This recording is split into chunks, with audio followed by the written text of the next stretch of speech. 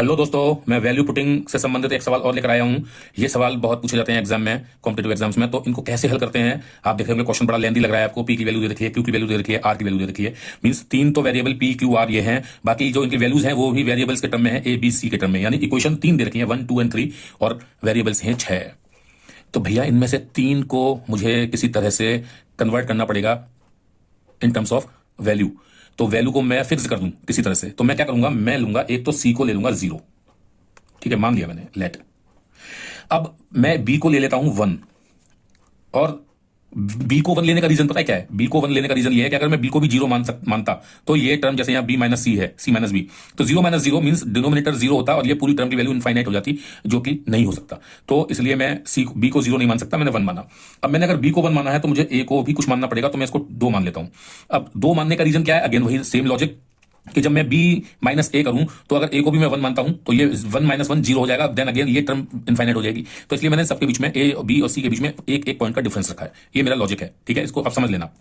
तो जब मैं इनको वैल्यू को पुट करता हूं इनमें, तो ये क्या बन जाएगा? आपका p बन जाएगा क्या? ए स्क्वायर मीन्स 2 का स्क्वायर बटे b minus A, 1 minus 2 means -1 multiplied by c minus A यानी 0 माइनस 2,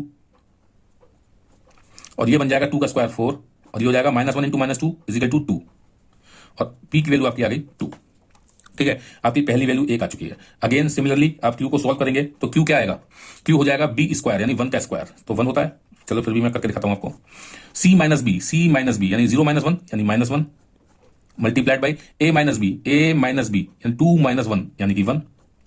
तो q स्क्वायर क्या आ गया आपका? 1 अपॉन 1 1 जा 1 यानी -1 का, तो q आपकी वैल्यू आ गई 1। नेक्स्ट वैल्यू आ गई -1 आ गई क्यू की वैल्यू। अब सी, जैसे ही मैं आर निकालता हूं तो आर में सी मैंने चूंकि 0 माना है तो ये entire term will cancel out, तो आर की वैल्यू 0 हो जाएगी।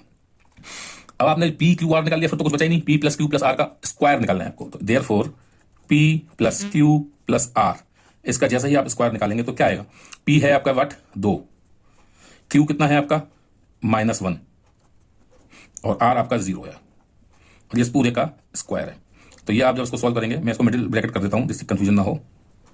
तो ये हो गया 2 माइनस 1 यानी 1 प्लस 0 यानी 1, तो ये पूरा 1 का स्क्वायर, और ये पूरा आंसर आ गया आपका क्या? 1 का स्क्वायर 1 होता है, तो आपका सही आंसर है ये।